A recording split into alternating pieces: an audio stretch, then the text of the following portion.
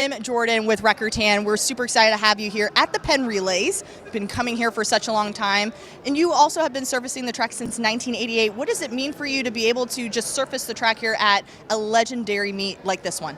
The Penn Relays is a historic event, like you said. We are so excited to be a part of it. 125th year of the Penn Relays. We've been here, like you said, since 1988. It's just an honor, really, to be a partner with the University of Pennsylvania and the Penn Relays. We've got such a connection with the Penn Relays. Some of the athletes that have run on it are now a part of what we do throughout the United States, and so it's just exciting. I mean, what an honor it is for Rekortan, for sure. Can you talk to us a little bit more about what your role is when it comes to Rekortan and what is your responsibilities on a day-to-day? Yeah, so I oversee the business unit for Rekortan in the Americas. It's a region of Sport Group, which is our holding company. So what I do is I make sure that what we need out in the field from a sales and marketing perspective, as well as operations. We have a direct side of our business with direct employees that do installations. And then we have a very broad distributor network throughout the United States. In particular, at Penn, our partner ATT Sports in South Jersey is the installer for this particular track. So without our partners and without our direct sales and direct operations, we wouldn't be able to do the things that we do. So I have the privilege of just overseeing all of it and managing it and making sure we do the things that we need to do to have the most high performance track there is. Now, can you talk to me a little bit more about the other events and the other venues that Rekortan is also a part of as well? Sure. Well, I'd like to, if I could, talk a little bit about the history. Yeah. So we've been in the track business for a long time. Since I think our first big kind of track that we did was in Munich in 1972 for the Olympics. Wow.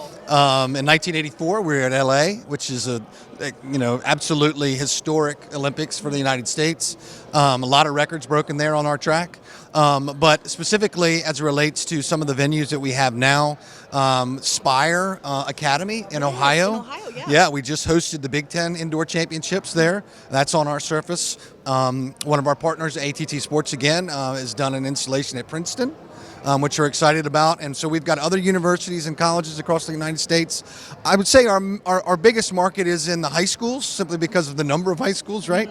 And we want to prepare those student athletes for opportunities to participate in collegiate athletics, as well as opportunities to, maybe be professional track people, or as well as Olympians. So we have another facility in Texas most recently, that's actually called Athletic Performance Ranch in Fort Worth, Texas, where we've had actually Olympians training on it here recently, whose names you would recognize, that have talked greatly about our surface and how it has enabled them to record world best records, as well as really been able to have a training surface. That's one of the things that we really value based off of, we're not just a hard surface that people run fast on.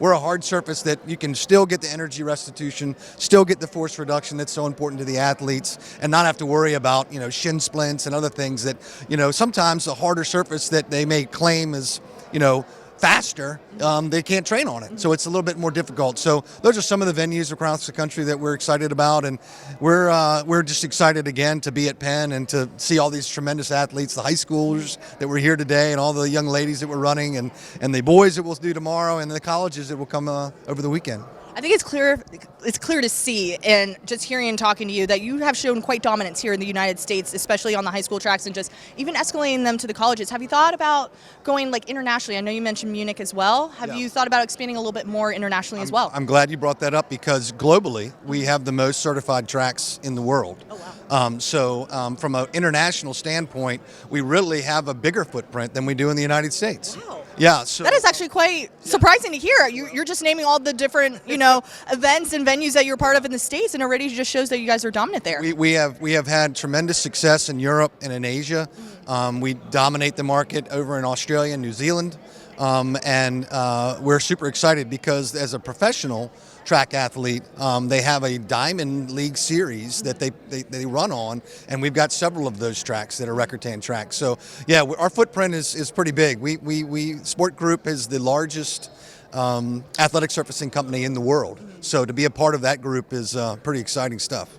Can you talk to me about the goals that you guys have when it comes to sustainability from the aspect standpoint of just growing and just being substantial that you guys are? Yeah, sustainability is super important to us.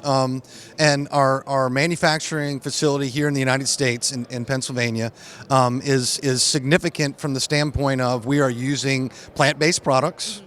Our gel series, which is something that is very exciting to us, 84% renewable resource in the production of that, which is far exceeds any of our competition.